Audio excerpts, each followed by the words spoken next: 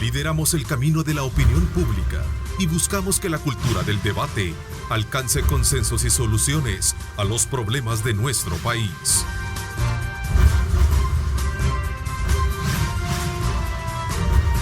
Diálogo con Ernesto López, edición especial.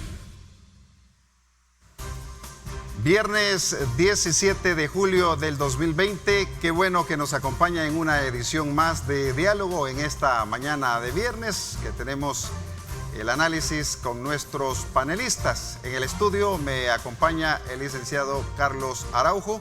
Muy buenos días, licenciado, un gusto tenerlo con nosotros este día viernes. Hola, muy buenos días y a la orden. Muchísimas gracias. Y vía Skype también voy a tener al licenciado Julio Valdivieso y al licenciado Marvin Aguilar. Vamos a tenerlos vía Skype para abordar diferentes temáticas que han sido pues tendencia en redes sociales, la misma preocupación de la población ante ciertos temas que siguen preocupando. Y uno de estos temas, licenciado Araujo, precisamente es el incremento de casos de COVID-19 en nuestro país. Ya superamos los 11,000 casos. Ante esta situación, ¿cómo ve usted una posible reapertura el 21 de julio de esta segunda fase? Mira, yo creo que primero es lamentable la continuidad del incremento de los casos, y eso es motivo de la falta de un control y regulación. No existe ninguna disposición legal en este momento que permita tener un control de los casos. Esto lamentablemente por el conflicto entre el presidente y la Asamblea, al negarse a querer asistir a la Asamblea Legislativa, a poder dialogar y resolver de una vez por todas cuáles son los mecanismos necesarios para controlar la pandemia. Así que yo creo que este tema de la apertura como tal y de la desescalada que se ha venido manejando, eso es ficticio. O sea, realmente no hay ningún control, ninguna regulación. Yo creo que es más los empresarios que voluntariamente entienden la problemática en lo que estamos y toman sus propias decisiones de no operar en la forma en que están acostumbrados a hacerlo.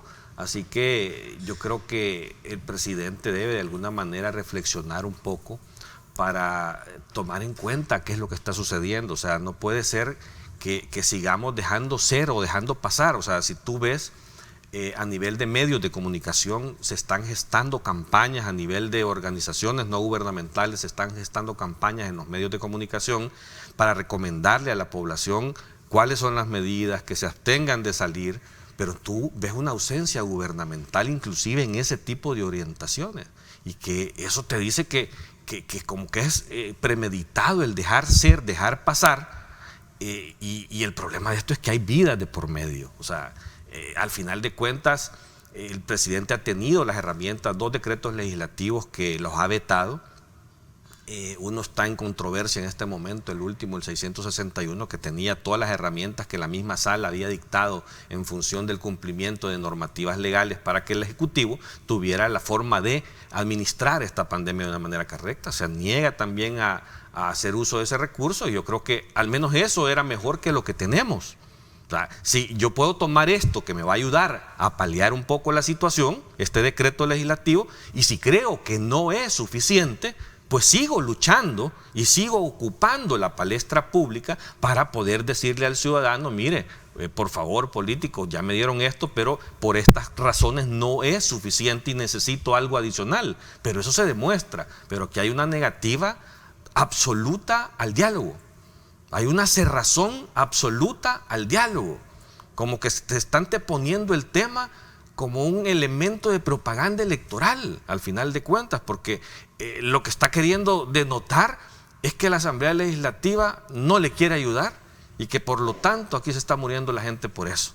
Y cuando ha tenido las formas y las herramientas y los mecanismos de poder ayudarle a la gente a controlar este asunto. Yo no sé si tú dándole seguimiento a los medios de comunicación, el día de ayer salió una noticia de Barcelona, en España, en donde Barcelona precisamente, que han habido rebrotes, que han habido nuevamente segundas oleadas de contagios, sus autoridades lo que están planteando es un cambio total de estrategia al confinamiento, y precisamente la estrategia que están queriendo retomar es que los establecimientos de salud de primer nivel, que aquí se llaman unidades de salud, junto a las municipalidades, van a los territorios precisamente a rastrear y a buscar y a identificar a dónde están los casos para poder disminuir esto. O sea, esa herramienta que ya la hemos discutido aquí, que el alcalde de Soyapango creo que fue el pionero del ejemplo de comenzar a hacerlo de esa manera, creo que es parte de las soluciones, pero es que lo único que plantea el gobierno es cerremos. Encerrémonos 15 días y nada más. Y se niega a dialogar, se niega a asistir al lugar donde las instituciones democráticas dictan que debe de estar la discusión y el diálogo, que es la Asamblea Legislativa. El hecho de no contar con una Asamblea Legislativa favorable matemáticamente, eso no es un impedimento para buscar un diálogo, para buscar cómo explicarle a los ciudadanos qué es lo que él quiere y necesita, y que sea el ciudadano el que juzgue después qué era lo mejor o lo conveniente. Pero aquí hay una total y absoluta disparidad en cuanto a estos mecanismos de establecer comunicación y que creo que no es sano, o sea, no es absolutamente sano para nadie, y esto día a día la gente va muriendo. O sea, vemos a nuestro alrededor y vemos muertes todos los días de gente ya conocida y no se vale. O sea, yo creo que ya no es posible continuar en esta situación, algo hay que hacer.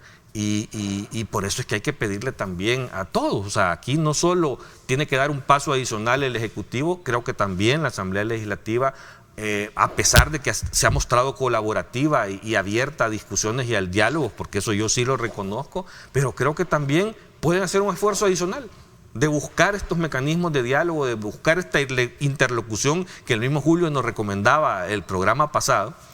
Pero algo hay que hacer, o sea, no podemos continuar en esta situación y creo que hay que dar otro paso adicional. Bueno, ya tengo listo también vía Skype al licenciado Julio Valdivieso y también al licenciado Marvin Aguilar. A ambos le doy la más cordial de las bienvenidas.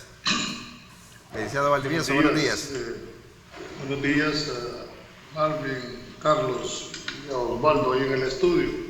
Bueno, he escuchado con detenimiento la posición de Carlos. Quiero empezar por lo último.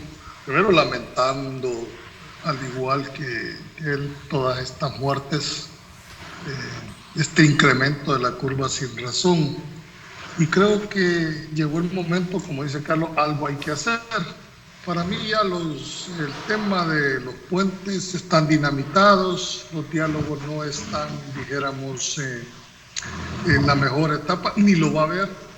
Lamentablemente se empató con el proceso y con el calendario electoral. Yo sí creo que, y voy a decir dos cosas. Uno es que ya llegó el momento en que el fiscal general de la República salga en defensa de la acción de la legalidad y de los intereses de la nación. ¿Por qué digo esto? Porque tendrá que determinar si estas acciones hechas lindan o no en la ilegalidad. Acuérdense que en materia penal hay dijéramos, valoraciones para cometer ilícitos por acción o por omisión. Hay una figura que se conoce como incumplimiento de deberes. Ahorita, y sin temor a equivocarme, hay un montón de personas que van a ejercitar una serie de acciones que hoy por hoy están en una fase de letargo, pero pasado esto va a venir una serie de deducción de responsabilidades. Ya se agotaron las instancias normales de entendimiento, no se ve forma. El único país que no cuenta con una ley de no hay, y cada uno justifica su razón para no dar ese paso.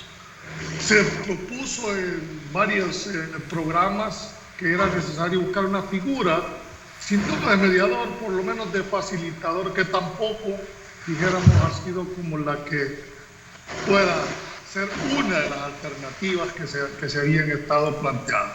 Entonces, frente a este tipo ya de posicionamientos, el único que puede en realidad entrar en defensa de la sociedad, porque ese es el objetivo, ¿verdad?, dentro de las facultades que la Constitución le consagra al fiscal general de la República, es que sea el garante de la legalidad y el defensor de esa legalidad y de los intereses del Estado. Que empiece a deducir responsabilidades, señor fiscal.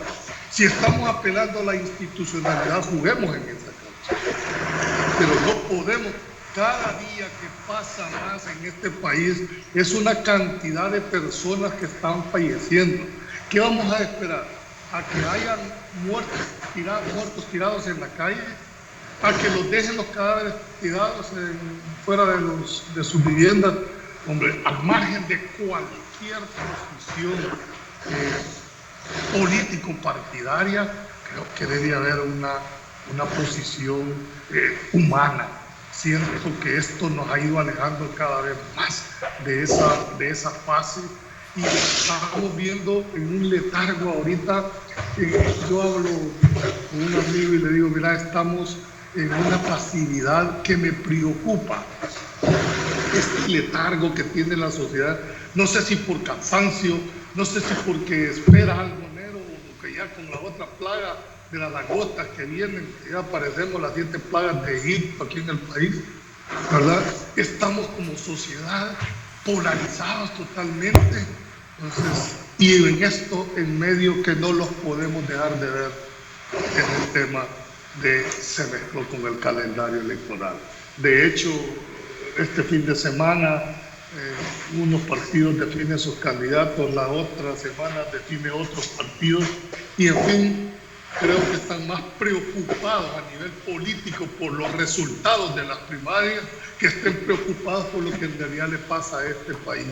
Yo creo que aspiran a candidaturas por los políticos, ya tendrán tiempo para hacerlo, pero por hoy debería tener el país como prioridad, don Osvaldo y compañero usted, cómo deberíamos de enfrentar esta pandemia, qué mecanismos hay que dotar al Ejecutivo, qué mecanismos debe de contarse para que al final de esto sea, dijéramos, lo más beneficioso para el país. La verdad es que no puedo más que lamentar, simplemente nos va a quedar toda la ciudadanía, van a perdonar la expresión y la comparación, la ley del cuchi, ¿verdad? Solo chillar, ¿qué? No hay otra forma, no tenemos otra forma los ciudadanos de podernos expresar, excepto aquellos que tenemos el privilegio de tener una plataforma independiente como este programa, en el cual por lo menos podemos dejar sentado nuestro punto de vista. Bien, vamos a escuchar el punto de opinión del licenciado Marvin Aguilar. Muy buenos días, bienvenido a Diálogo este viernes, licenciado Aguilar. Buenos días, Osvaldo, buenos días a Julio y a Carlos allá en el set y a la audiencia. Yo creo que lo que hay que esperar, lo dije la semana pasada, es la resolución final de la Sala de lo Constitucional. Yo creo, Julio, que deberíamos de pasar ya de solicitar un mediador a exigir a que los magistrados de la Sala de lo Constitucional fallen, porque la posición del Ejecutivo está clara en el sentido, y la vuelvo a repetir, de no sentarse a avalar, decisiones preconcebidas en la comisión política. Ellos ya tienen una decisión y lo que necesitan es al Ejecutivo para legitimar esa decisión. Ahora bien, yo encuentro una contradicción, fíjate, Julio, en cuando la Asamblea Legislativa acepta el rol del Ministerio de Salud o del Ejecutivo a la hora de tomarle la palabra y aprobarle las cosas como ellos quieren en temas técnicos, estamos hablando, en temas de salud. Ayer mismo la Asamblea Legislativa aceptó las observaciones que ha hecho el Ejecutivo en relación a la ley de donación de plasma. Por ejemplo, ¿qué proponía en las observaciones del Ejecutivo? En la ley original se le había dado la facultad, digamos, de establecer sanciones al Consejo Superior de Salud Pública. El Ejecutivo decía, no, miren, mejor désenlo al Ministerio de Salud, porque es el ente rector, decía la observación que decía el presidente, del Sistema Integrado de Salud. La Asamblea Legislativa aceptó esa observación ayer del Ejecutivo. ¿Qué otra observación hacía el Ejecutivo en la ley? Decía, miren, que la ley de donación de plasma, quien vaya a donarlo, se someta a los protocolos que establezca el Ministerio de Salud, es decir, los protocolos médicos. ¿Y qué dijo la Asamblea Legislativa? Dijo, me parece correcta la observación del Ejecutivo y aceptó, entre otras, por decir algo, esas observaciones que había hecho el Ejecutivo a la Ley de Donación de Plagas. Estamos hablando de algo técnico, ¿verdad? Estamos hablando de algo que el Ministerio de Salud sabe, conoce y que por lo tanto debe de tener las facilidades o las herramientas legales para poder, hoy más que todo, incluso está el diputado constituyente René Fortín Magaña en una situación crítica. Aquí en San Miguel hay personas que necesitan también que se les done plasma y el Ministerio de Salud sabe cómo hacer esto. Entonces, de alguna manera, la Asamblea acepta, digamos, ¿verdad?, estas observaciones del Ejecutivo. Pero en relación a la cuarentena, si va a ser focalizada o general, dicen no, ¿verdad?, no aceptamos esto y le piden un plan al Ejecutivo. Cuando ahí lo ha dicho Carlos, lo ha dicho Julio, de que el 85, el 90% de la ley que recoge el decreto 661 fue hecha conjuntamente con el Ejecutivo. Bueno, es que ese es el plan que el Ejecutivo tiene, ¿verdad? Ese es el plan que el Ejecutivo discutió, que se metió en esa, digamos, en esa ley que recoge el decreto 661 y que vamos a tener que esperar, ¿verdad?, la resolución de la sala. Y en relación al ejemplo que mencionaba Carlos de Cataluña, es interesante porque la Generalitat de Cataluña decidió no acatar la resolución de los jueces en la ciudad de Lleida, por ejemplo, donde ordenaba el confinamiento general de todo. Le dijo el órgano judicial a la Generalitat que ellos no podían y no tenían las facultades para encerrar a la gente, que eso tenía que venir de una ley del Congreso español. Entonces la Generalitat dijo que, bueno, que lo siente mucho, pero que no va a acatar esa resolución porque para mientras el Congreso se pone de acuerdo en esta resolución, la gente está muriendo, específicamente en la ciudad de Lleida, y ellos van a implementar, digamos, las medidas sanitarias que considere correcto. Es esto que la Generalitat, más allá de lo que pasa entre Cataluña y Madrid, ¿verdad?, pero la Generalitat ha tomado una decisión de privilegiar la salud, incluso frente a la decisión de un juez en España. Y eso, perdona que te interrumpa, y esa es una propuesta tuya, que no debería. No, que digo de que hay que tener en cuenta que los gobiernos o los órganos ejecutivos, los ejecutores de atender en un primer momento la pandemia, tienen que tomar, digamos, decisiones, y que no eso significa que se ha roto el orden constitucional, ¿verdad?, en España, y que hay que meter Marvin se ha hecho muy preso tolerante a este rompimiento de las leyes, ¿verdad?, y de las instituciones, y del desacato totalmente a las órdenes judiciales. Creo que la tolerancia a estas cosas creo que es un denominador común en la gente del gobierno. No, Carlos, es que el punto es este. Y con eso termino. El punto es este. El país está amenazado con una plaga de langostas voladoras, está amenazado con una pandemia, está amenazado con una serie de enfermedades endémicas que ya hemos tenido, incluso hay hasta una epidemia de ratas, ¿verdad? Y no me refiero a algunos políticos, sino que hay una de estos roedores. Entonces, el país tiene que atender ahorita situaciones y eventos sanitarios que el Ejecutivo tiene que tomar decisiones que haya que cumplir y tiene que hacerlas. Bajo un ordenamiento legal. Correcto. Estoy diciendo que es perfecto, pero si tú hablas con los médicos, a veces los médicos tienen que, para salvar una vida, tomar decisiones que ni están reguladas por ninguna ley y que tienen que hacerse porque si no muere el paciente, Eso se llama realidad, Marvin.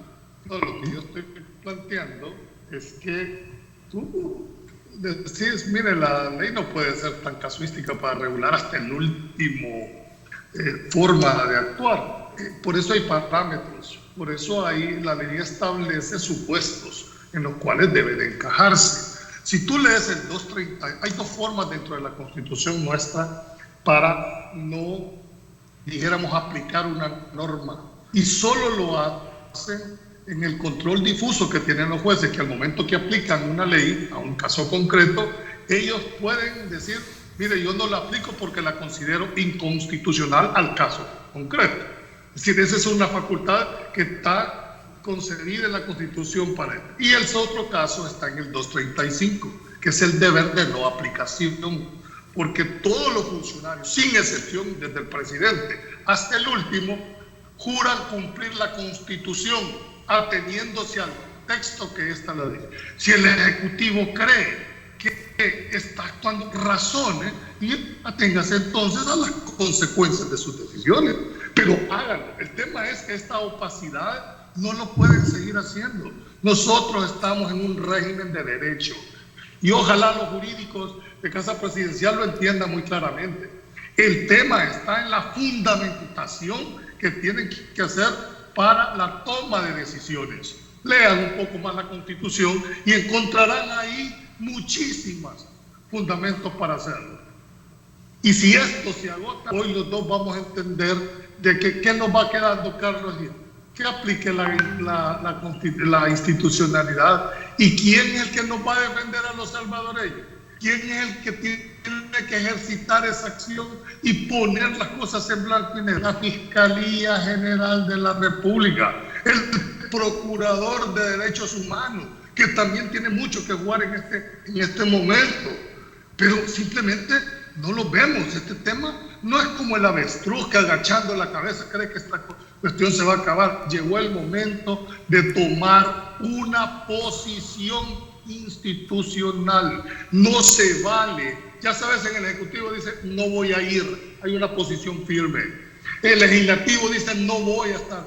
¿Qué queda? Que se siente la posición de que ejercita la legalidad en este país. Y en ese sentido, pues creo que ustedes, funcionarios, tanto el Procurador de Derechos Humanos como el Fiscal General de la República, levantaron la mano en el momento de su juramentación y dijeron que juraban cumplir la Constitución. Y Julio, en ese sentido. Si me permite, y perdón Carlos, si me permite, miren, yo he estado al tanto de algunos casos, por ejemplo, de salvadoreños que se encuentran varados. He estado al tanto de salvadoreños que están enfermos y que no pueden ingresar a los hospitales a sus familiares. Gente que necesita plasma, también he estado al tanto de eso. Y gente que ha muerto. Esas familias, Carlos y Julio, me imagino, pues, y tenemos un amigo, ¿verdad? A Ernesto, que está superando eso y que no ha sido tan grave, ¿verdad? Afortunadamente lo de Ernesto, pero... ¿Quién sabe? La gente, bueno, la gente, por lo menos ahora, por lo menos ahora. Le quiero decir a los panelistas, hablé con Ernesto y sería interesantísimo lo que Ernesto tiene que decir en cuanto al calvario que sufrió en su tratamiento. Claro, a eso voy, exacto, claro, a eso voy. Entonces, y yo he visto estos calvarios, o sea, Julio, entonces Carlos y Julio, y por favor, o sea, cuando tú tenés un familiar en esas circunstancias, lo que vos querés es que las instituciones, en este caso el cargo del Ejecutivo, te ayuden. No, Julio, llega un momento de impotencia que ya no querés ni que funcionen, querés que te ayuden. Entonces, digamos, la paradoja, el gran dilema moral incluso que tienen los médicos en estas circunstancias, en estas situaciones, es grave, afecta el estado de ánimo de los médicos, del personal de salud. O sea, se necesita que funcionen, que me resuelvan el problema, que mi mamá, mi papá, mi hermano reciba atención médica, le den un plasma. O sea, es una situación complicadísima y yo creo que cualquier ejecutivo tiene que tomar las decisiones que haya que tomar, y yo no estoy avalando con esto, ni estoy viendo que esto sea el rompimiento de la ley, que esto sea el orden constitucional, que esto sea una dictadura. Luego vendrá, y ahí yo estoy de acuerdo con Julio Valdivieso, como se está haciendo en muchos países, la revisión de cómo se manejó la pandemia. Es que no estoy diciendo que no vaya a haber responsabilidades ni de tipo de corte de cuentas, ni de corrupción, ni de tipo digamos, de cómo se manejó sanitariamente el problema. Pero ahorita hay que resolver sobre la marcha, porque la gente no entiende qué es la ley, que hay que reunirse, que es una comisión. O sea, la gente no le interesa si el MinSal va a autorizar el plasma para el doctor René Fortín Magaña, sino que le interesa que el plasma llegue al doctor Fortín Magaña. Entonces, de alguna manera yo creería que no confundas, Carlos, mis palabras en el sentido de estar avalando dictaduras o golpes de Estado. No, se trata de que el Ejecutivo tiene que resolverle al pueblo. El pueblo espera eso de un gobierno, de un Estado, y las circunstancias son en este momento bastante excepcionales. Pues una situación como esta, Julio, no la vivíamos desde 1850, que se vino una plaga de langosta y que atacó el jiquilite, que era el gran ingreso económico de El Salvador, que era el añil en esa época. Había una plaga de cólera, una epidemia de cólera espantosa, 15 muertos en las calles de San Salvador diarios, en las calles. Entonces, El Salvador ya lo vivió. Entonces, aquel momento fue dramático. Lo que hay que evitar es que lleguemos a circunstancias como las de 1850. Pero es que de eso se trata, Marvin. Yo creo que lo que estamos señalando no es que después de que pase todo esto vamos a ver quién tuvo la culpa. Es que no se trata de saber a quién echarle la culpa. Se trata de corregir las cosas que se están haciendo mal. Yo lo que espero es que el doctor René Fortín Magaña no se hubiera enfermado. Yo hubiera esperado que Neto López no se hubiera enfermado y que un montón de conocidos hayan muerto o que médicos hayan muerto. Y eso es lo que estamos analizando, tratando de corregir y señalar aquellos defectos que permitan que la gente no muera. Pero también, si de parte del Ejecutivo lo único que escuchamos es o se hace como yo quiero o no se hace nada y hay que vean qué sucede, porque ese es el mensaje que estamos recibiendo del órgano ejecutivo, creo que eso no es correcto, creo que eso no se vale. Al menos si nos pusiéramos en el plano de que algo de razón tendrá el presidente y los de la asamblea son los que no quieren ceder, pero si es que te están entregando herramientas que algo alivian la situación, ¿por qué no agarras esas herramientas? ¿Qué tiene de malo esas herramientas que te han dado, que tú mismo participaste en construirlas, y por qué no las implementás? Si por lo menos un poco de gente va a dejar de morir si tomás esas herramientas de la mano para poder solucionar estos problemas. Marvin mismo dice, la gente en los hospitales están saturados, sí, pero ¿y por qué no habilitaron el CIFCO desde hace muchísimo tiempo, que tenemos un elefante blanco en donde hay 400 camas y solo usan 100? ¿Por qué? Porque no hay suficiente personal, porque no lo prepararon a tiempo, porque no planificaron como se debe. ¿Por qué hay tanto personal médico y de enfermería que no está ya atendiendo a estos pacientes? Porque se enfermaron, porque no les dieron la protección adecuada. Entonces, esas cosas hay que corregirlas y no podemos permitir que sigan sucediendo. Bien, licenciado Araujo, necesito ir a la pausa comercial. Son ya las 6 de la mañana con 58 minutos. Cuando regresemos vamos a seguir con la discusión de este tema.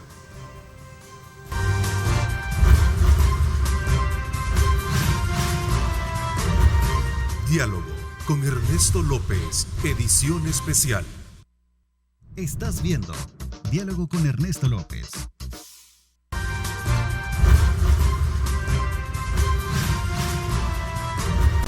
Diálogo con Ernesto López, edición especial. Muchísimas gracias por continuar en nuestra sintonía. Enviar un saludo muy especial a todos los santanecos que hoy, pues, oficialmente inician la fiesta Julia. No hay mucho que celebrar, ni mucho pues que festejar, debido pues a la emergencia que se está viviendo del COVID-19. Sin embargo, pues a tempranas horas la alcaldía de ese municipio pues llevó serenata a la señora Santana. Gracias a todos los santanecos que siempre están pendientes también de Diálogo.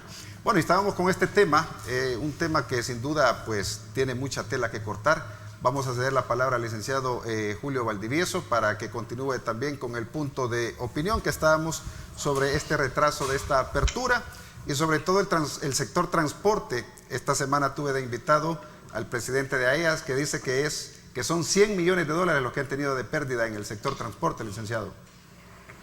Sí, Osvaldo, mira, debemos de entender una cosa. El COVID pasó a otro escenario. Y este escenario está, dijéramos, como marcando la pauta.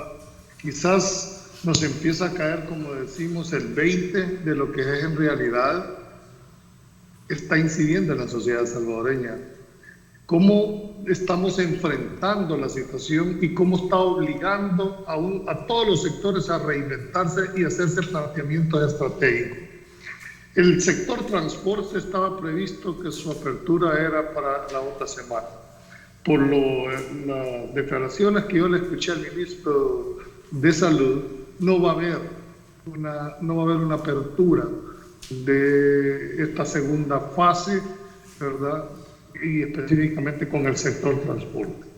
Al no tener un transporte colectivo o masivo de pasajeros, donde el cual se mueve el 80% de la masa laboral o del país, la transporta, al no tener ese instrumento, lógicamente no hay una movilidad para poder, dijéramos, abrir una fase y empezar una verdadera reactivación económica. Y aquí entramos en otro dilema, ¿verdad? Ya empezó a sentirse los efectos de este tema puramente económico. Y no quisieran nosotros, o por lo menos yo no voy a entrar en esta polémica a discutir si qué prevalece más, la salud, la vida o la parte económica, porque ese es un tema estrictamente con óptica política, ¿verdad? Y política partidaria, porque eso no nos lleva absolutamente a nada. Por supuesto que en un plano de esa magnitud, nadie con 4 dedos de frente va a decir, mire, la economía, no, sabemos que la salud es primero. Pero ahí el enfoque es más político partidario. Yo quiero ser mejor en este tema, más propositivo. Es decir, ¿qué debemos de hacer frente a esta situación? Si no se va a dar la apertura económica, creo yo que muchísimas de las empresas que ya estaban esperando esto van a terminar, dijéramos, sucumbiendo a esta realidad.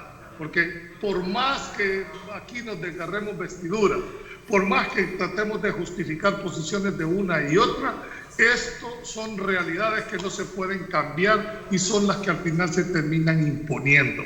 Esa realidad de que no hay un transporte se convierte en una realidad que no va a haber personas para que laboren o para que se reactiven. ¿Qué debemos entonces de hacer? Bueno, apoyar a esos sectores que en su normalidad no tienen los ingresos. ¿Y cómo? Se acaban de aprobar ahí un fideicomiso de 600 y pico de millones, ¿verdad? Dentro de los cuales va una buena cantidad para la micro y pequeña empresa, que ya pasaron una semana más, como que si aquí tienen el suficientemente tiempo para hacerlo, hay que hacerle llegar de una manera más ágil y oportuna a esa gran cantidad de micro y pequeñas empresas ese acceso al crédito. Si no pueden subsistir por el giro normal de sus actividades, producto de esta situación, bueno, pues entonces hagámosle llegar por lo menos el salvataje necesario para que o no se terminen de ahogar o por lo menos naden. Aquí estamos frente a que el niño se ahogó, entonces cerremos el pozo ahorita porque ya está ahogado. No, yo creo que deberíamos ser un poco más preventivos. Teníamos que ser más sensatos, hombre. Si es que en realidad, ¿de qué sirve para un empresario que le llegue el dinero cuando ya esté quebrado, cuando no tenga nada que hacer? ¿De qué le va a servir? Pregunto yo. ¿O solo se va a manejar en un tema estrictamente político? Yo hasta este momento no he visto así la cantidad de las personas que vayan a ser beneficiadas. Yo no he visto dónde están las gremiales que representan a la micro y pequeña empresa de este país diciendo, señores, aquí tenemos el acceso. ¿Por qué están esperando a que ir a la vela o ir al entierro? Yo creo que eso sería injusto. Y finalmente, en el tema del transporte colectivo, además de la operatividad de que está restringida, que no va a abrir, entras a la problemática propia del sector. Están demandando liberalización de tarifa, están demandando ya una pérdida de 100 millones, de acuerdo a lo que dijo el presidente de una de las gremiales de y el gran dilema, si se van a dar o no se van a dar más subsidios al transporte colectivo. Es decir, el subsidio como tal se está manejando, lo hemos dicho en reiteradas ocasiones, es el que le está poniendo la pistola en la cabeza a los empresarios. Nunca les permitió su liberalización, pero hoy, en este momento, ¿qué va a pasar? Vamos a dar más subsidios, y por más que le quieran cambiar de nombrecito, que es un apoyo a la tarifa, es subsidio, ¿verdad? Y el subsidio no es que sea dinero del presidente, el subsidio lo pagamos todos los salvadoreños a través de los impuestos. Por lo tanto, no simplemente decir, pues, incrementamos de 1.200 millones más. No funciona de esa manera. Entonces, creo que es la oportunidad de sentarse, aunque lo abran. Oiga bien, aunque se abriera en este momento el sector transporte, tienen que redefinirle en qué condiciones se va a prestar el servicio. Y si al final, esto ya no resulta ser negocio, hombre, el Estado tiene la oportunidad hoy en este momento de aplicar el 110 de la Constitución, ¿verdad? Porque este sigue siendo un servicio público que está siendo prestado por entidades privadas, pero tienen una obligación del Estado, puede en un momento determinado asumir la prestación de los servicios públicos con los riesgos que esto termina. Pero obligar a un empresario a que preste un servicio en condiciones que no les son rentables, van a ir a la quiebra, y aunque lo quieran prestar por default no lo van a poder hacer. Así que van a tener muy buena tarea para hacer un análisis sobre el tema de la prestación de los servicios públicos en este país. Bien, gracias, licenciado Valdivieso. Vamos a escuchar la opinión del licenciado Marvin Aguilar. Yo creo que mantener el transporte por ahorita, y te lo digo, Julio, y también a la audiencia, desde una ciudad que está aumentando casos, ¿verdad?, donde tiene que ver mucho que la gente no está guardando las medidas sanitarias, como es San Miguel, habilitar el transporte público sería, en el caso nuestro, disparar los casos. Entonces creo que por ahora, vista la situación, y en vista, ¿no?, también de que la gente, a pesar de que pueda tener la justificación de que tiene que salir a trabajar, porque si no trabaja no come, cosa que es muy respetable, pero no están guardando las medidas sanitarias que deberían de guardarse. Y eso es lo que ha disparado los casos. Habilitar el sistema de transporte, digamos, sería, irresponsable en estos momentos. Y yo quiero volver a lamentar lo que decía el viernes pasado siempre aquí. Llama la atención cómo algunos analistas desde sus columnas están diciendo de que es mentira que el contagio se pueda disparar si se vuelve a habilitar el transporte público. Yo creería que hay que ser mucho más responsable en esas apreciaciones cuando como analistas hablemos o escribamos sobre eso. Y en lo que respecta a lo de la liberalización, Julio, yo creo que hay que hacer una mesa rápido. El Ministerio de Obras Públicas debe de sentarse para saber cómo va a resolver ese problema del subsidio con los transportistas, porque no sé qué tan conveniente sea, liberar las tarifas en estos momentos en que hay una situación económica para la población, y que eso, Julio, equivaldría a subir a 35 centavos, entiendo, como mínimo, ¿no?, el transporte público. Entonces, yo no me atrevería a decir que esa es una salida viable en estos momentos, cuando estamos hablando que hay ya una crisis económica. Hablábamos el viernes pasado de que comprar mascarillas es aumentar el presupuesto de la población, de los hogares salvadoreños. Imagínate si decimos que se va a aumentar la tarifa a 35 centavos, que es lo que debería de quedar. Antes de que Carlos tome la palabra, solo un minutito. Dijiste eso precisamente. Yo no he visto que aquí funcionarios estén entregándole a la población la mascarilla. No lo hemos visto, ni alcaldes, ni el ejecutivo, ni el legislativo. No he visto yo que se le esté dotando a la población de ese instrumento. Y el segundo elemento, solo para que Carlos externe su opinión, tú tienes razón, pero vuelvo a insistir, la realidad se impone. No hay buses, pero ahí van los picas repletos, sin ni siquiera guardar la distancia, sin ni siquiera guardar y eso lo saben. Con más exposición inclusive. Y por eso se han disparado los casos. 10.000 casos. Por eso se han disparado.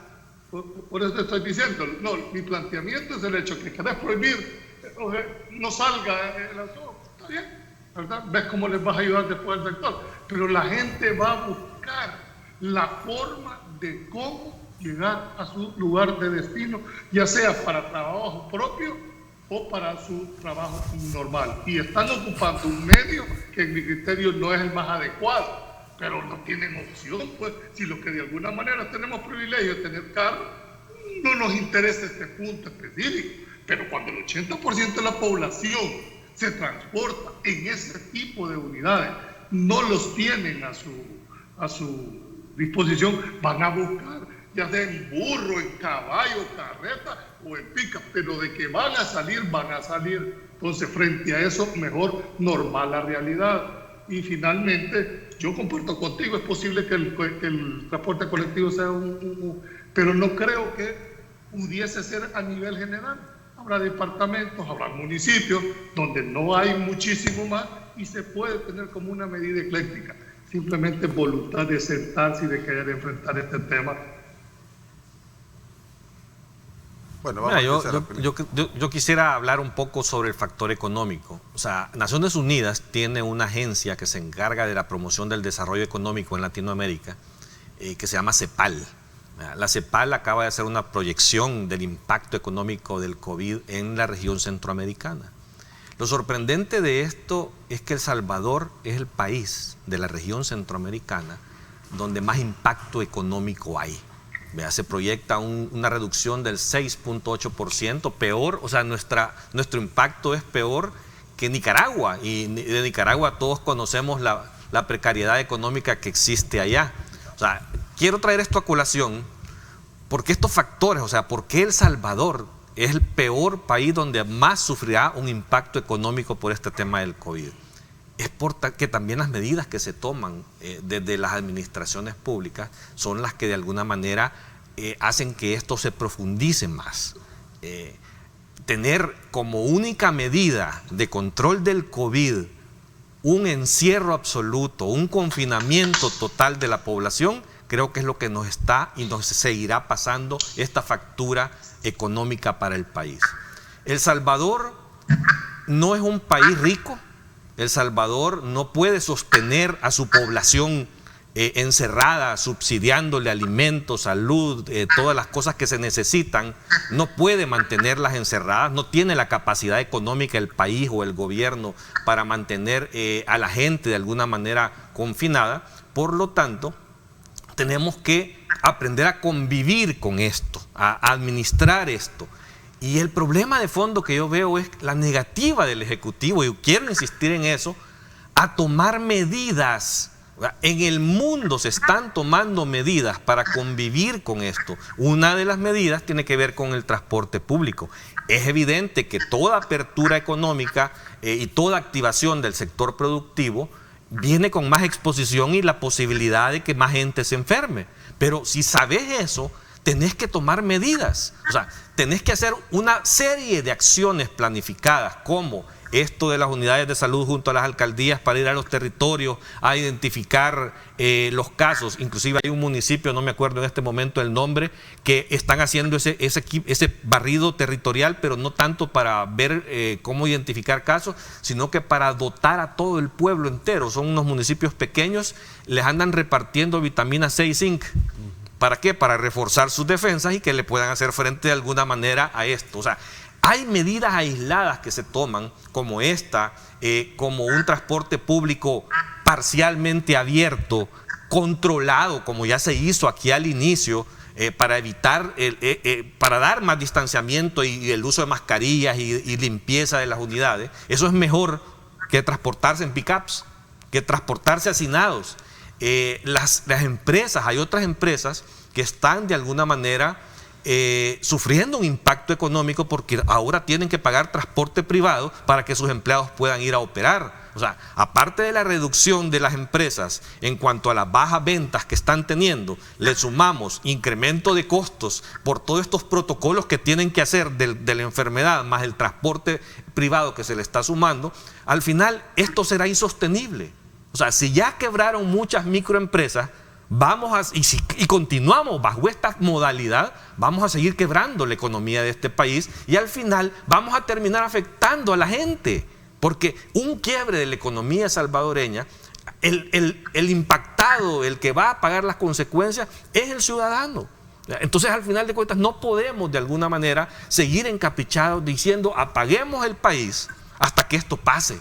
Eso es imposible, eso es utópico, eso es mentirle a la gente. O sea, hay que saber cómo hacerle frente, y por eso es que se necesita un concierto de toda la clase política junto, discutiendo a los especialistas las soluciones. Pero vemos a un presidente de la República no queriendo dialogar, queriéndose encerrar en su órgano ejecutivo para tomar decisiones que está demostrado en el mundo que son equivocadas. O sea, ese es el llamado de atención de verdad, a que se toque un poquito el corazón, de que vaya de verdad, creo, a visitar, o tal vez que lo vea por las cámaras que tiene el presidente para ver los hospitales, y que vea la crisis, que vaya y platique con los médicos de verdad, no con los prepago sindicalistas que anduvieron haciendo relajos el día de ayer, contaminando más gente. O sea, que de verdad vaya y entienda la problemática social que está generando. Es que esto no es juego político. O sea, y de verdad la gente se está muriendo, se está enfermando, y no podemos dejar pasar esto. O sea, el presidente no puede continuar en el capricho de dejar que suceda lo que tiene que suceder para que la gente le pase la factura electoral a alguien en determinado momento. Yo creo que la gente es consciente de que estamos en una anarquía absoluta, y esa anarquía de verdad es motivada por la falta de una actitud responsable del presidente de la República. Con este punto de vista, a las 7 de la mañana con 19 minutos, voy a ir a una nueva pausa comercial. No le cambie, que volvemos en breve.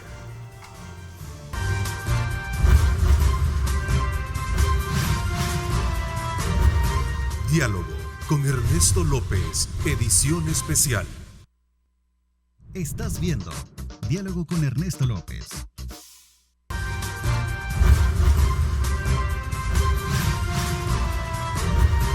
Diálogo con Ernesto López, edición especial.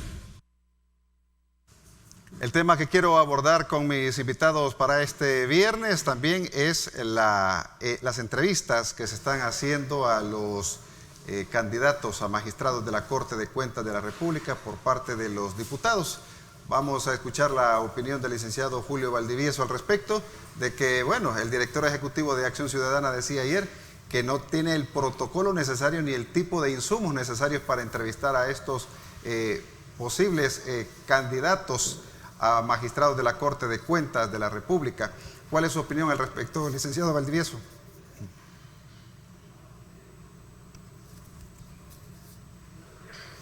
Tenemos muteado, parece, su micrófono, licenciado. No le escuchamos. Tal vez si está muteado el micrófono de su... Ahí está. Ahí estamos, ahí ya lo escuchamos. Ok, yo solo quiero terminar dos puntos que me habrían quedado en el tintero en el tema anterior. Primero, que hay que ir entre prohibir una actividad y regular una actividad. Son dos cosas totalmente diferentes. Creo que el éxito puede ser en cuanto a la regulación que debe de existir en una actividad determinada. Más que una prohibición, debe haber una regulación, porque al final la gente termina usando otro tipo de unidad sin ninguna limitante y sin ninguna regulación, y es peor la medicina que la enfermedad. Y la otra es que la Asamblea tiene que ser muy, pero muy hábil e inteligente.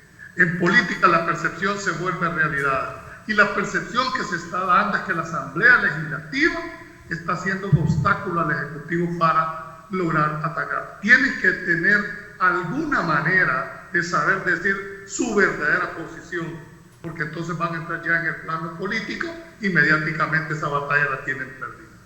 Con respecto a lo que tú estás hablando de la famosa de los aspirantes a magistrados, yo creo que hay que ser serios en este tema.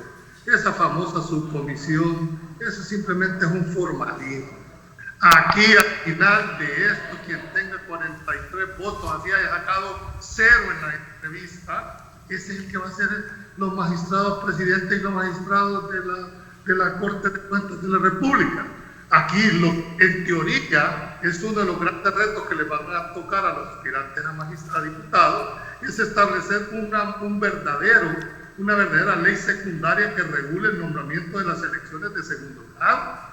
¿Me explico? Definan un perfil cuál es el perfil que debe de tener la persona que aspira a un cargo de esa magnitud. Fíjate la primera gran problemática que tiene esta situación, que se elige con 43 votos. Es decir, una elección tan importante, tanto igual que el fiscal general, que los magistrados a la Corte Suprema de Justicia que van por 56, la Corte de Cuentas de la República va con 43 votos. La correlación de fuerza es sumamente más ágil ponerse de acuerdo con 43 votos. ¿Qué es lo que debería haber hecho la Asamblea Legislativa? Hombre, definir un perfil de qué personas necesitamos para determinado puesto. El primer perfil que a mí se me viene a la mente, parte de la capacidad, es la independencia. Si un funcionario no tiene independencia en el ejercicio de su función, estamos perdidos.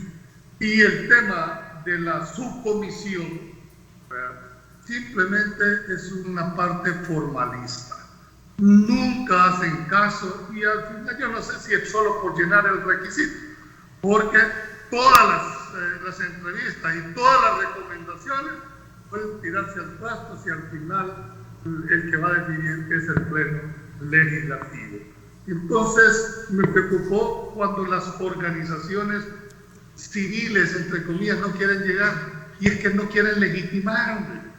O sea, ¿de qué sirve que vayan las organizaciones que representan a la sociedad civil, que estén atentas a las entrevistas, que hagan un baremo, que hagan una... si al final no les hacen caso? ¿Para qué van a ir a tratar de legitimar un proceso que ya se sabe que desde el inicio no se va a respetar? Porque si eso fuera, entonces habría que tener cuál es la calificación que tuvo cada aspirante, cuál es el currículum de cada aspirante, su trayectoria, y entonces estaríamos hablando de que se está escogiendo a la persona por idoneidad, por capacidad y no simple. Y lo que finalmente me preocupa más este tipo de independientes no partidarios que bajo la mesa son más sumisos y genuflexos al poder. A mí el hecho de que alguien pertenezca o no a un partido político para respetar, o que perteneció para respetar la famosa independencia en el ejercicio, está comprobado que aquellos que se han dicho independientes han sido más genuflexos al poder político y al poder económico de este país que los que son, dijeron, identificados con una línea de partido. A los funcionarios los vamos a, dijéramos, a medir por sus actuaciones, por su forma de hacer las cosas, pero en este momento, como no son funcionarios, lo único que nos queda es su... y esa hoja de vida dice mucho que hacer. Así es que a mí en realidad, y con esto termino, ese mecanismo de que vayan y lo entrevisten, no pierdan su tiempo. El que tenga 43 votos, y me imagino que a todos les han ofrecido que van a quedar, como que si hubieran 75 puestos a magistrados, ¿verdad? Van a quedar aquellos con los cuales hayan habido las negociaciones correspondientes. Julio, acabas de narrar precisamente el por qué la negativa del Ejecutivo de irse a sentar a la Comisión Política. Ellos están, al elegir la Corte de Cuentas, están realizando un ritual para justificar la decisión que ya tienen tomada. Y la decisión que yo creo que existe es una repartición de cuotas de la Corte de Cuentas de la República entre Arena y el FMLN, que es un nombramiento que va a durar 3 años, ¿verdad? Y que son precisamente calculados para que haya una Corte de Cuentas que esté tratando de boicotear, de amenazar y de extorsionar al gobierno en relación a revelar o no revelar casos de, digamos, de malversación de fondos en las instituciones. Igual lleva la intención de proteger a los alcaldes de estos dos partidos, que son, si te fijas, los que tienen la mayoría de consejos municipales por ahora en su poder.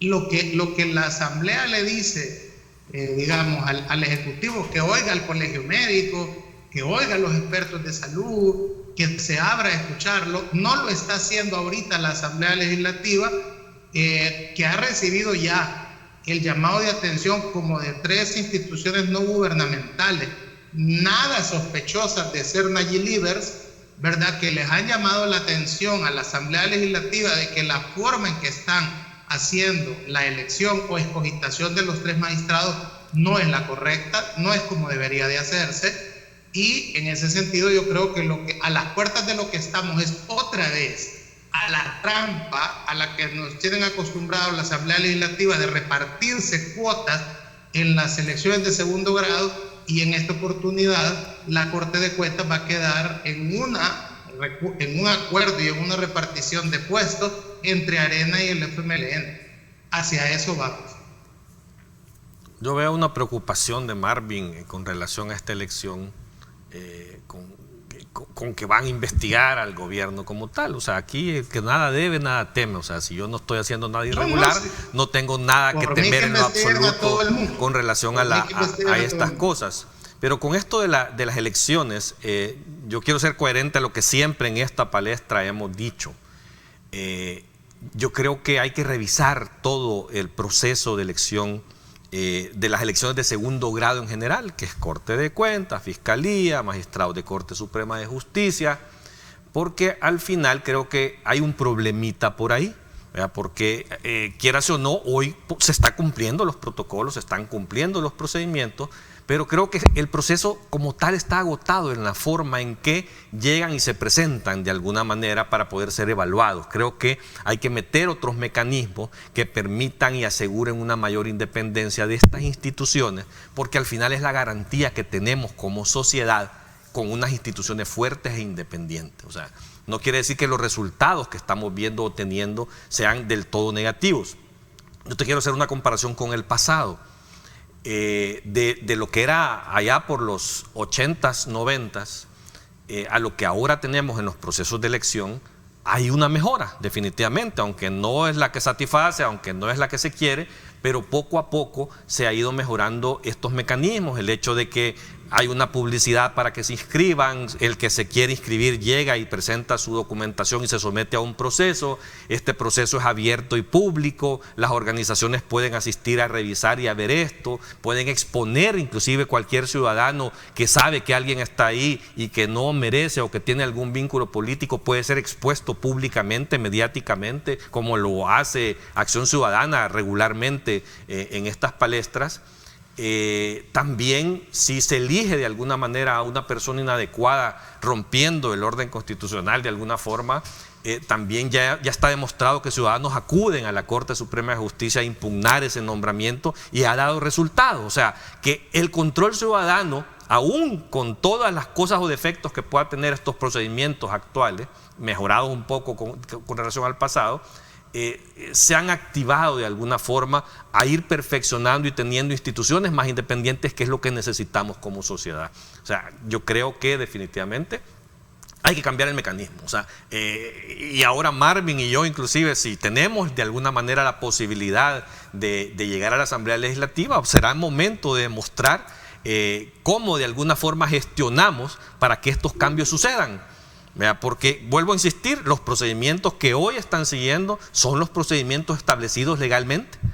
Son mecanismos que se han buscado mejorar y perfeccionar, algunas veces a golpes de sala, no por voluntad propia posiblemente de la institución, pero al final es mejor que lo que teníamos antes. Y como insisto, es que si alguien sabemos que está incumpliendo la Constitución, puede ser impugnado y puede dar un resultado, porque la Sala de lo Constitucional, gracias a Dios, es una sala bastante independiente.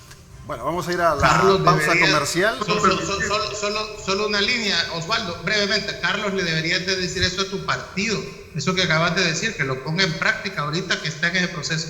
Pero antes de esto, Osvaldo, yo solo quiero resaltar, no, sí, Carlos lo trató de hacerlo de una forma más académica, más tranquila, ¿verdad? El procedimiento, y creo que tiene razón. Yo no niego de que ha habido una mejoría, Carlos.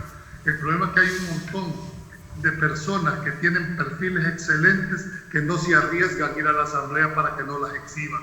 ¿Por qué razón? Porque llegan de buena fe, llegan con un currículum, pero no tienen el apoyo partidario, precisamente porque... Pero hay que atreverse, Julio. pero son independientes. Por esa razón es que no lo quieren.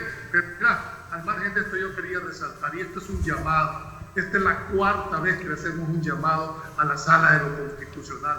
Por Dios santo, ustedes tienen en este momento una resolución pendiente de los actuales magistrados.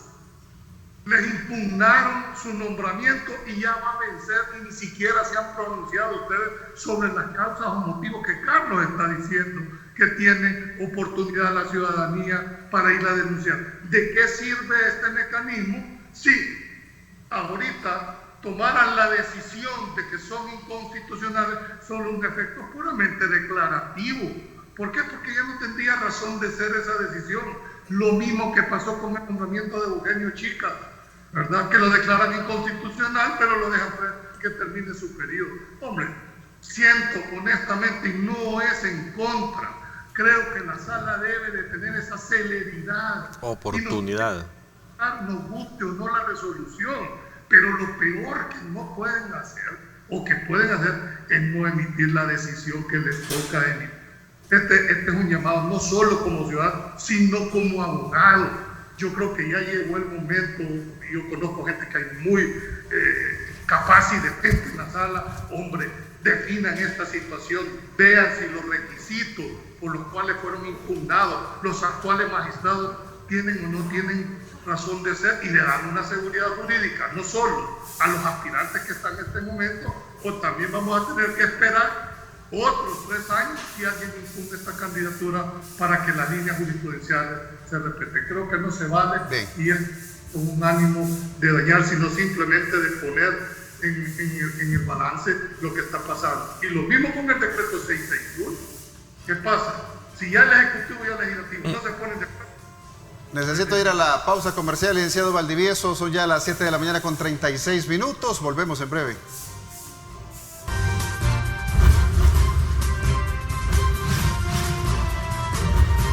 Diálogo con Ernesto López, edición especial.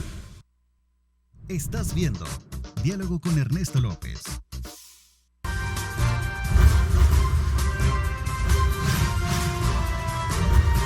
Diálogo con Ernesto López, edición especial. Qué bueno que nos continúa acompañando en esta mañana de viernes a través de Diálogo a las 7 de la mañana con 39 minutos. Ayer en la Asamblea Legislativa, pues los diputados aprobaron una importante reforma al sistema de ahorro y pensiones en nuestro país, de que las personas que ya están en las edades para la jubilación podrán hacer uso de parte de esos ahorros sin necesidad de retribuirlos para poder jubilarse como lo establecía anteriormente la ley. Vamos a ir con el licenciado Valdivieso para escuchar su punto de vista al respecto. Bueno, creo que en el tema de lo que tenemos, yo no he sido poniendo suficientes de los gobiernos para integrar, y lo que ayer se dio tema que se ha venido ellos empleados pero no alcanzan a... Licenciado Valdivieso, tal vez si se puede colocar los audífonos porque estamos teniendo un poquito de problemas con su audio, tal vez nos mejora un poco la conectividad de audio para que podamos escuchar bien su opinión al respecto. Yo siento que en el caso de las pensiones que fue aprobado el día de ayer el decreto al inciso, mejor dicho, al inciso, el artículo 126, el hecho que se venía diciendo desde hace varias semanas, creo que una iniciativa de que se devolviera la cantidad de dinero que había sido cotizada y aportada para aquella cantidad de personas que no tienen la pensión. ¿Por qué razón? Porque para gozar de una pensión tienen que tener 2 requisitos. Es el tiempo de cotización y la edad en el servicio. Mucha gente cumplía solo uno, es decir, la edad de servicio, las mujeres 55, 60 los hombres, pero no tenían el tiempo de servicio, pero habían cotizado esa gran cantidad de plata que pueden tener cada una, y sobre todo en los momentos actuales se miraba, dijéramos, necesaria el hecho de poder contar con ese dinero.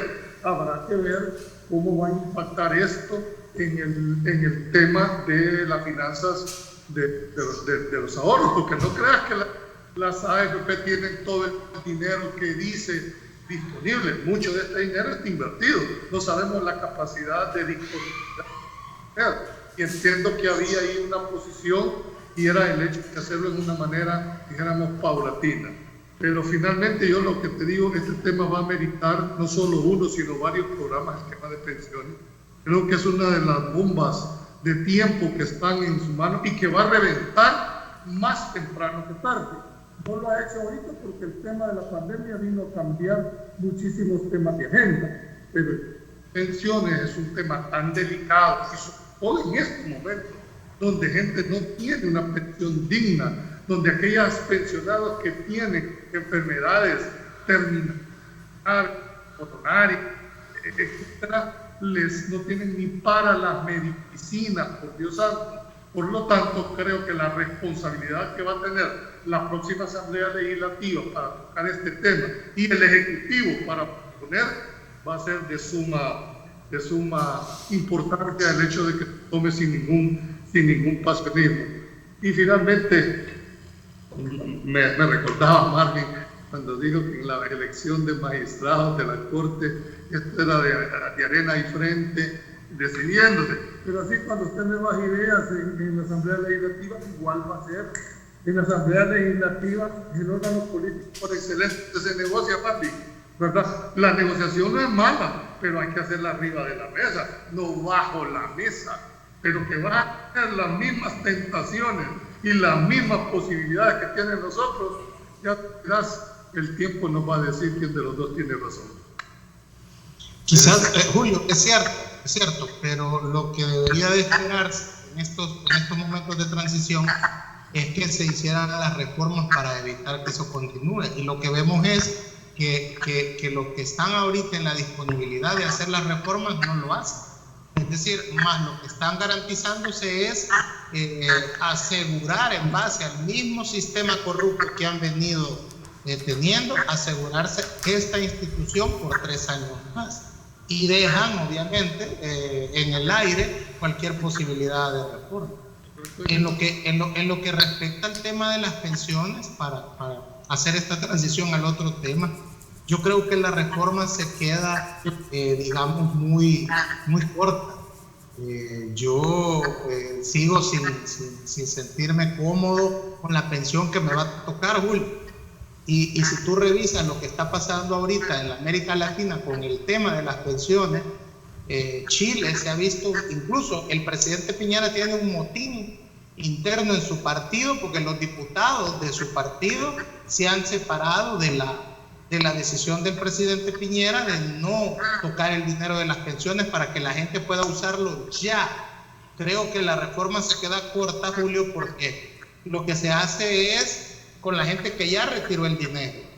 Pero te voy a decir algo, en el trámite para poder hacer uso del 25%, tengo que cumplir 50 años y si los cumplo este año, yo voy a poder usar ese 25% hasta enero. O sea, no es automático, ¿verdad? Es decir, es hasta el siguiente año. Entonces, allí esa reforma se queda corta porque lo que está haciendo Chile, Perú, Colombia y México es que la gente pueda usar el dinero ya. Y claro, han puesto un porcentaje, en eso estamos de acuerdo. Los porcentajes van al 10% generalmente, ¿verdad? Entre el 5 y el 10% de lo que tenga el cotizante en el ahorro. Y yo encuentro allí una especie de, digamos, paradoja interesante en la clase política. Te dicen que el fondo de pensiones es de los ahorrantes, ¿verdad? Y han hecho toda una campaña en relación a decir que no hay que permitir que se toque ese fondo, lo cual es cierto, pero a la hora de que el cotizante quiere tener una parte de ese dinero, también le dicen que no se puede y que no hay, y nadie se atreve a legislar sobre el que se pueda utilizar parte de ese dinero ya. O sea, la gente necesita ya ese dinero para poder enfrentar, digamos, la crisis económica que se avecina. Esto es lo que ha hecho Chile, es lo que ha hecho Colombia, es lo que ha hecho Perú y es lo que ha hecho México. Ya. En ese sentido, la reforma se queda corta. Beneficia, sí, a los que ya usaron ese dinero, pero deja a los que podrían utilizarlo ya, los deja igual. Bueno, vamos a ir con el licenciado Araujo para ver cuál es su punto de vista.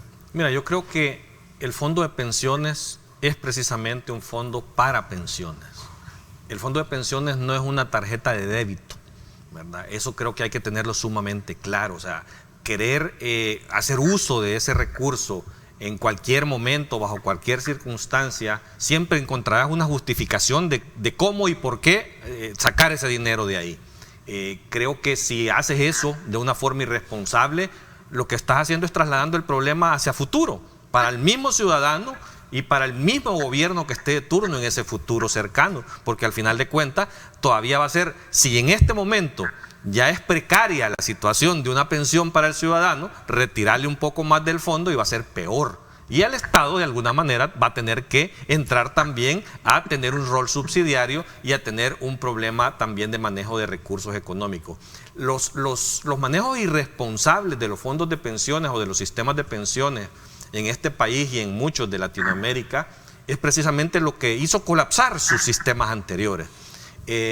También El Salvador, a pesar de tener un sistema privado similar al de Chile y al de otros países de la región, pero también no tiene la misma solidez, porque también acá de alguna manera se ha sido irresponsable, en donde los gobiernos de turno han hecho uso de recursos de estos fondos de pensiones para subsidiar, para poder financiar sus ejercicios ordinarios de gastos, y esto ha hecho que esos fondos tengan baja rentabilidad y por lo tanto afectan al ciudadano como tal, y no puede seguir sacando esos recursos para estas cosas. O sea, es cierto que el ciudadano tiene una necesidad, hay ciertos límites donde puede sostener de alguna manera un flujo de emergencia que ya está en la ley en este momento, que creo que se puede hacer uso, pero no basemos las esperanzas del salvadoreño de que con ese fondo es que vas a solucionar un problema que tenés económico en este momento. O sea, no es la manera, no es la solución.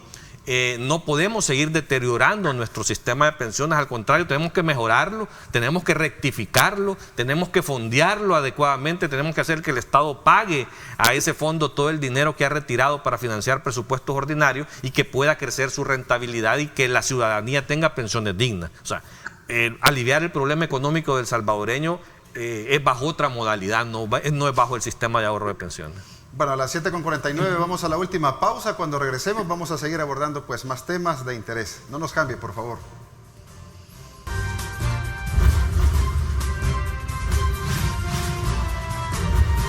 Diálogo con Ernesto López, edición especial.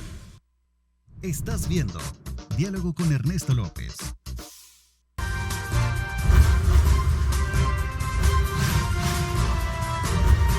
Diálogo con Ernesto López, edición especial. Estamos ya en el último segmento de la entrevista y este tema que quiero traer a la mesa son que los diputados también aprobaron ayer una reforma al Código Electoral para que los candidatos a cargos de elección popular presenten la certificación de su última declaración patrimonial, a pesar de que muchos funcionarios todavía no la han entregado. Vamos con usted, licenciado Valdivieso, y su punto de vista. Básicamente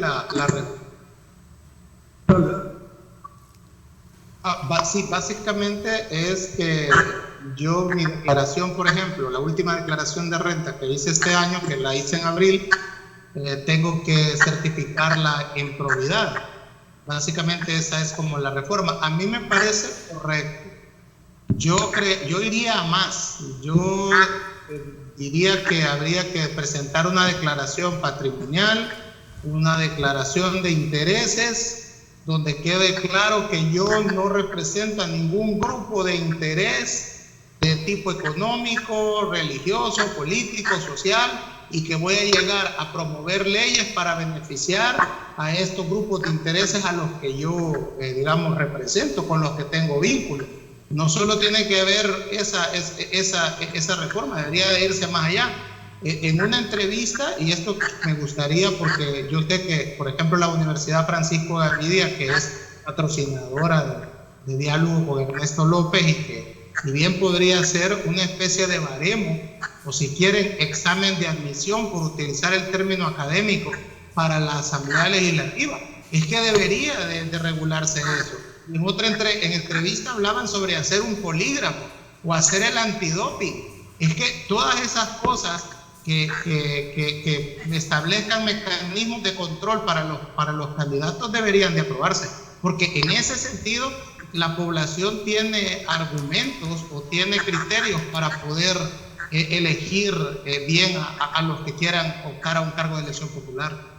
Totalmente de acuerdo con eso. Bien, licenciado Valdivieso.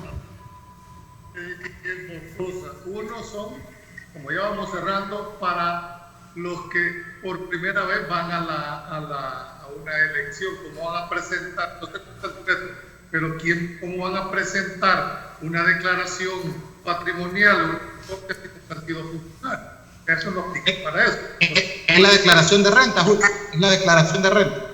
La otra, no. Yo no sé, pero yo te digo, yo lo que había entendido que era una copia de la declaración que se rinde ante la Corte Suprema de Justicia que estaba en probidad. Eso es lo que yo había entendido. No sé ya en la práctica cómo quedó. Pero mira, ahí le puedes poner todos los requisitos, hasta curas le puedes meter ahí en el tema. El problema... Algunos necesitan exorcismo, Julio.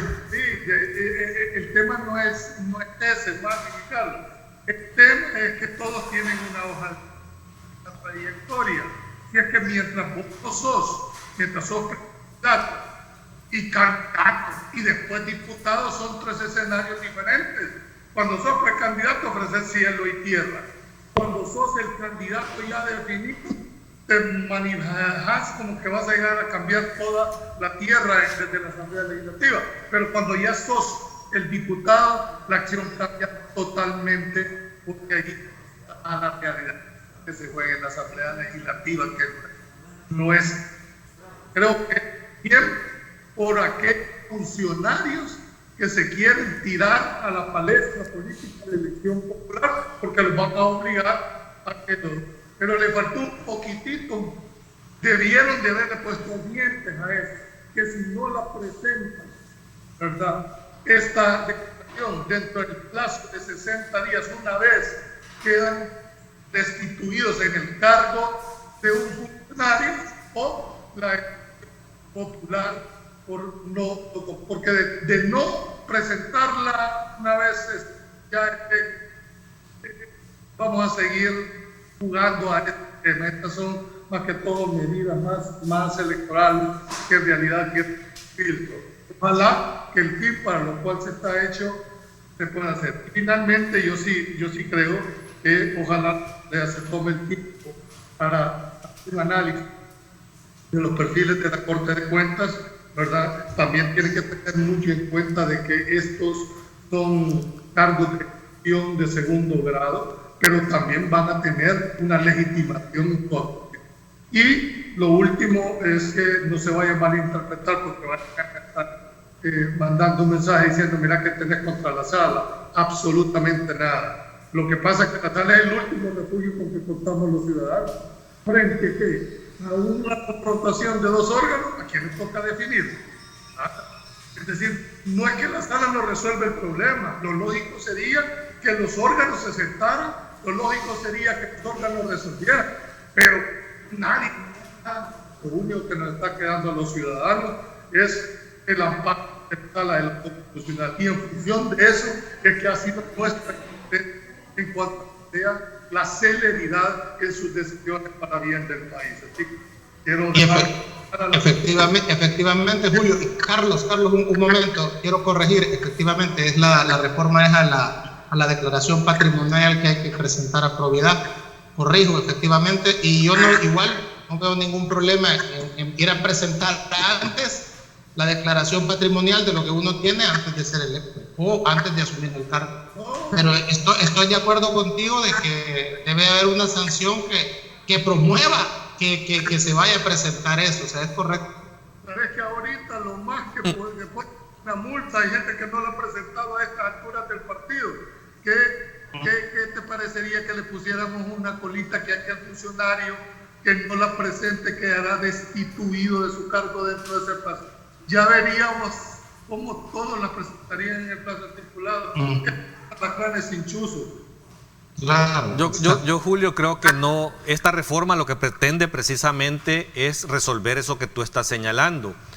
La Constitución ya define cuáles son los funcionarios que están obligados a presentar la declaración de probidad, funcionarios públicos.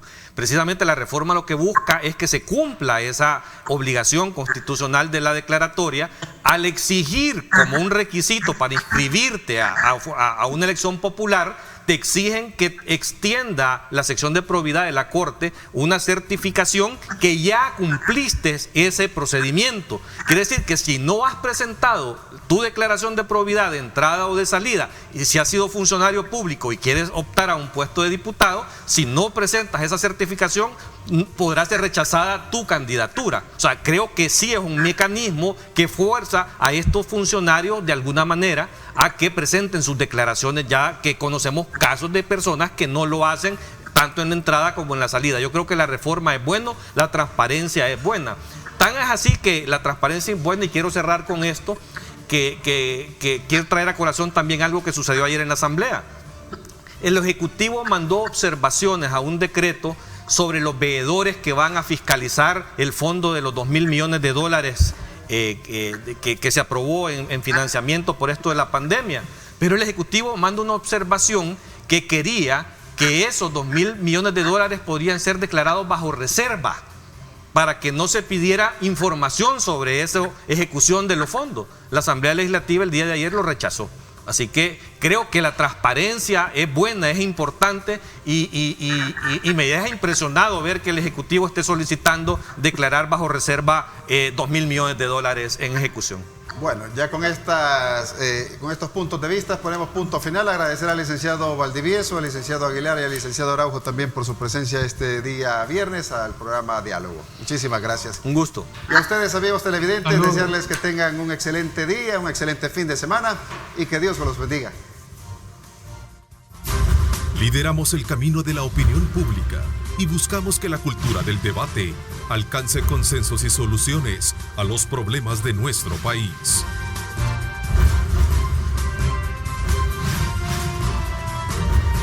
Diálogo con Ernesto López, edición especial.